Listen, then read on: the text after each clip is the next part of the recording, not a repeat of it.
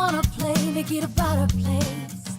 It'll take Hi, it's Karen Gilbert from Simply Said with Karen, and today I'm going to talk about a new product that is available in our new annual catalog, this one here, and it's the embossing paste. I'm going to show you how to use it, and then to go along with the embossing paste we have the Pattern Party Decorative Masks and the palette knives, and this is on page 201 of the annual catalog. So I just want to show you what is in the party patterns and what you can do with the embossing paste. So the first one I have for you today is the diamonds, and I've created the design here, and if you feel it, it's rough, so you know that it's texturized. Then I have the one that goes with the Eastern Star stamp set, and this one is, I've done it in the corner in Lemon Lime Twist. This one is a bit more difficult to do, so I'd start with an easier one.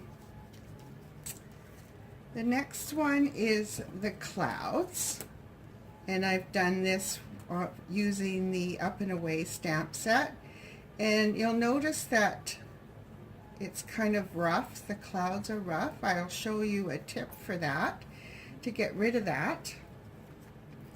And finally I have the brick wall. So this is great to add texture, and I've used it with the Oh So Eclectic stamp set and matching framelits. And this is the one that I'm going to demonstrate for you. The last one is I created my own mask, and I used the matching thinlits from the Oh So Eclectic stamp set, and I did it on a background using Emerald Envy.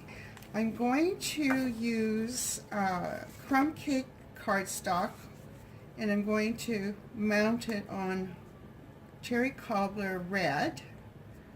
You need to use this embossing paste as you like to go with the silicone mats that are available.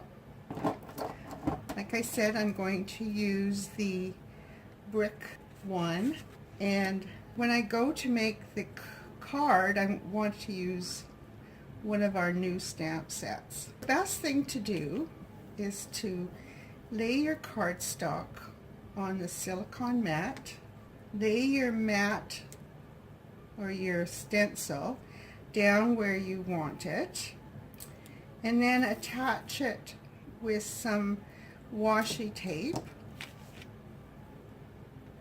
so it doesn't move. Now you can start anywhere. The one thing I want to tell you about how to get rid of the roughness when I did the clouds, if you run your hand over the stencil, you'll notice that one side is very smooth. You don't feel any rough spots. The other side you can feel the rough spot. When I applied the embossing tape to the cardstock, I used the wrong side, and consequently I couldn't get it smooth. Embossing paste comes in a jar, and I suggest you keep it in a jar and keep it as covered or prevent the air as much from getting into it. And take one of the palette knives, mix it with this palette knife, and I'm going to apply it to the stencil with this one. Take a bit of the paste, and it's quite malleable, so that's why you need to keep it away from the air as much as possible to keep its texture. And then I'm going to add a drop of Cherry Cobbler re-inker, and you don't need a whole lot, depending on, of course, how dark you want it. And I'm going to add a drop of crumb cake. I just want to mix that together. Makes it look like a real brick.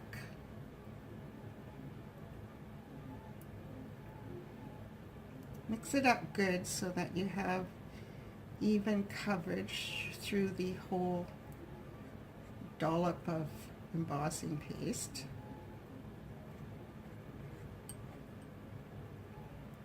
Okay, that looks pretty good.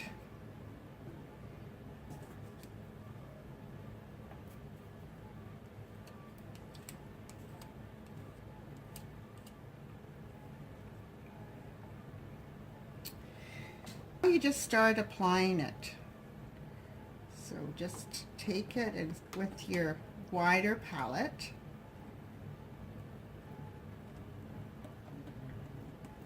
this takes about 15 or 20 minutes to dry, so you can do your stenciling and then let it dry. Now it doesn't have to be even on your paper because that just adds to the effectiveness.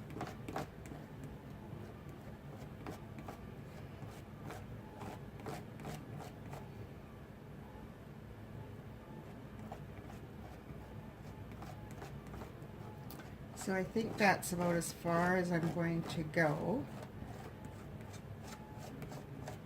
So just smooth it out.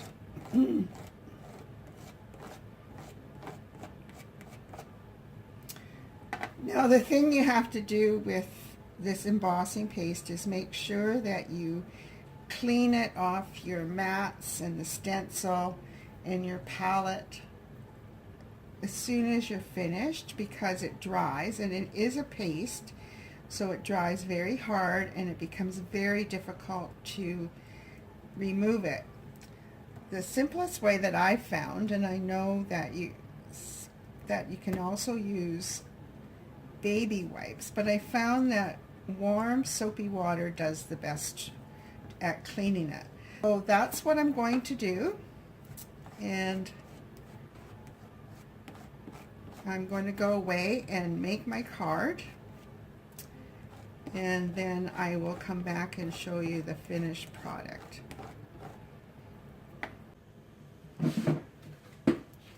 Before I make the card, I want to show you how this is finished, and you'll notice that it's got some rough spots, so that's okay. It's just add some interest. And like I said, now I'm going to go away and make the card, and I'll come back and show you the finished product. So stay tuned. Hi, I'm back with my card, and I'd like to show you what I did with it. I used the At Home With You stamp set. This is a great little stamp set for summer, Thanksgiving, and Christmas. It has all the different sentiments there, and it is great for somebody going into a new home. I also used the At Home framelits, and it has matching framelits for a number of the stamp sets, the swag and the wreaths, the door, the flower basket, the pumpkins and the harvest type of stamp, and of course Christmas, along with a little lantern here. So I'll show you what I did with my card. This is the brick that I used the modeling paste and mixed it with the cherry cobbler and crumb cake and put it on a piece of crumb cake cardstock. I used the Wood Textures designer paper stack and put it on the bottom. This kind of looks like a porch. The door is excellent because you can stamp the door, cut it out with a framelit, color it with markers or ink in an aqua painter brush, and then you can cut an opening so that the door opens. Isn't that cute? I did the wreath and tied it up with a piece of baker's twine, and there you have a cute little card that you can send this off to someone who's moving into a new home. And the other thing on it is so cute, it's got that little welcome mat there. So have fun with the modeling paste or the embossing paste and this little stamp set at home with you. It's a photopolymer stamp and an at-home framelit, so you can buy them separately or you can buy them at a bundle with 10% off. So thank you for joining me on this techniques and tips, and I'll see you again. Bye now. In control. I am. Watch me go. Doing it my way. Doing